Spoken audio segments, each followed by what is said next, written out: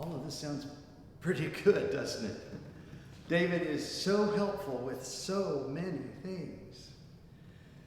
But there are those few issues that all David has is a pair of listening ears and a dropped jaw. We purchase a new personal computer and suddenly new resources magically appear. We subscribe to America Online. Dennis Ryan is one of my first gay AOL chat buddies.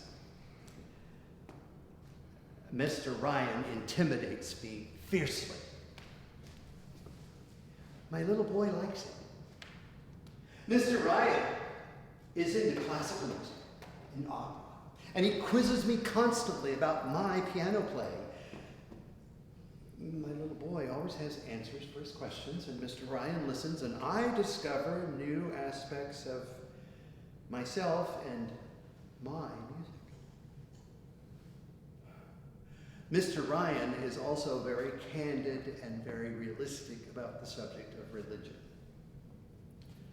And whenever it comes up, I unload on him. You would not all of the terrible, horrible, no good, very bad, untrue things I was taught in my formative years.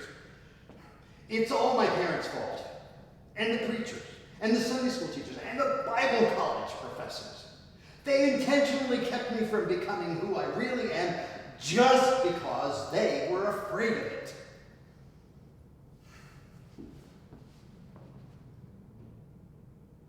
Yes, Lord. But your problem now is that you bought it. There he goes again. Mr. Know-It-All. Now I don't want to talk to him anymore. God, I hate it when he pisses me off like this. If I shut the computer down and disappear, he'll just think I'm a dork. And whenever I sign in, regardless of whether it's tomorrow or the next day or the day after that, he'll be right there waiting for me. He's like that.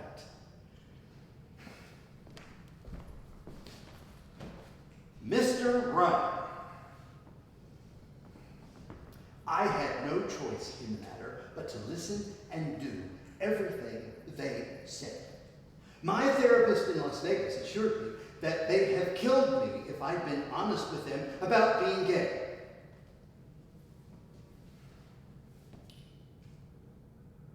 Yes, Glenn, but even then you had choices and you made choices. You've survived all of that, and now you have new opportunities. Make new choices. Make new choices. Yeah, new choices. David and I attend church together. Reverend Judy Schultz is our pastor, and we feel amazingly welcome and included from the very first Sunday. We don't have a piano in the apartment just yet, and I practice at the church a lot on the sanctuary piano.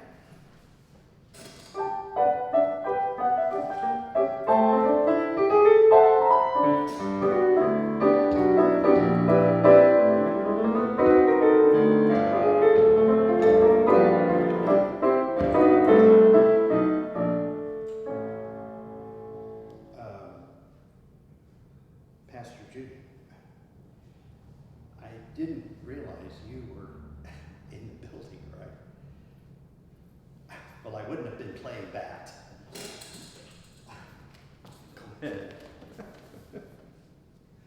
I really enjoy your music when I'm working in my study. I love what you're doing with that old chestnut. I can't give you anything but love, baby. I wish I hadn't stopped playing. I was just about to start dancing. You know, I've just decided something. You know what we need? We need a gold candelabrum right here on the piano whenever you are playing. Oh no, we most assuredly do not need any such thing. I am not Liberace, and I do not like being compared to him. Thank you very much. Well, We certainly touched a nerve on that one, didn't we? Listen to me. You are every bit as talented as Mr. Showman was. You just need to be intentional about using it. Make every note count like my favorite composer, Mr. Mozart. Don't just fill time and space with all the same old automatic chords and clusters you've played your whole life. Give each note its own purpose and direction. You can do it. I know you can. And when you do, you'll discover music that no one has ever heard or played before. Give us you, Glenn. Give us your music. Let it come out and live. Stop worrying about that silly Liberace syndrome, okay? You're gay, Glenn. And it's not a handicap. It's actually pretty attractive from where I see it. Yeah, it shows when you play the piano. It's a visual asset. Embrace it. Use it. Be yourself. Do you have any idea how good all of that felt coming from a straight female pastor? Her challenge works, and I decide to record a piano CD. I'll call it Some of My Favorite Love Songs, and I'll grab repertoire from my Las Vegas wedding chapel days. I make some decisions about what to include, styles of arrangement and keys and all of that, and brave my first recording session with David along for moral support. Driving us home, 3 hours later, David is all talk. Well, what do you think? I think it was wonderful. You look great in there playing that huge grand piano. Studio guy says it's 9 feet long. And your music sounded fabulous in those ginormous speakers in the control room. Oh, I loved it.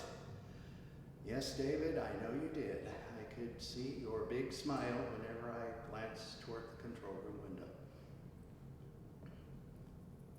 We have the studio tape right here, don't we? We've got it all right here. I can hardly wait to listen to it again. I wish we had a cassette player in the car. I know. We can put it on and listen to it when we get home. We can listen to it as we're going to sleep. David, no, please. I'm tired. I just want to get home, go to bed, and be really quiet. Oh, okay.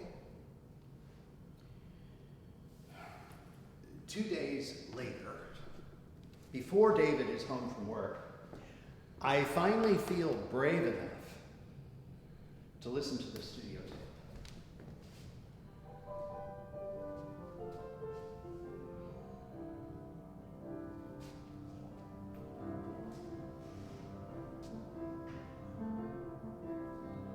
David, how long have you been here?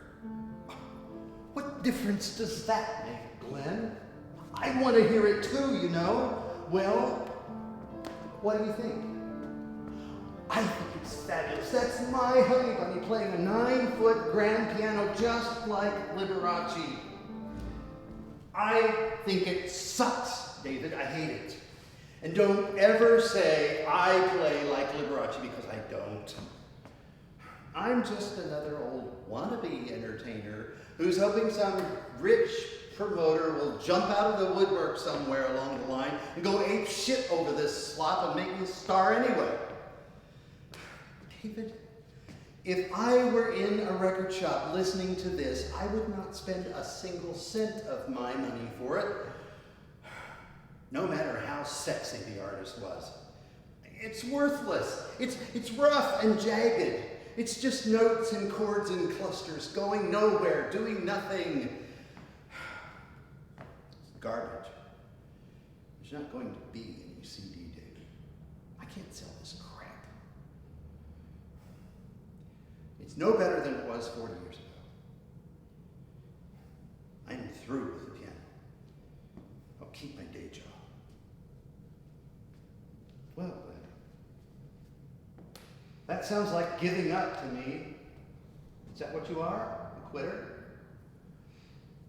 I say fix it. Play it so you would buy it.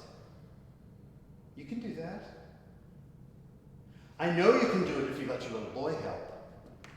You still haven't talked to him about any of this, have you? Oh no, David, of course not.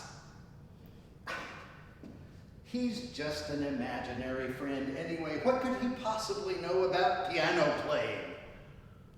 Oh, Glenn.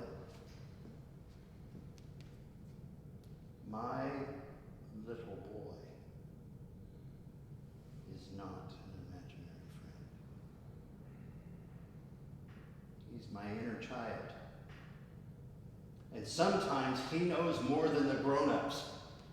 Your little boy knows all about this, and you have to include him for it to work. That's all I can say right now. Don't stop playing the piano, please. For me, for our friends, for your little boy. We love your music, Glenn. We need your music, especially your little boy.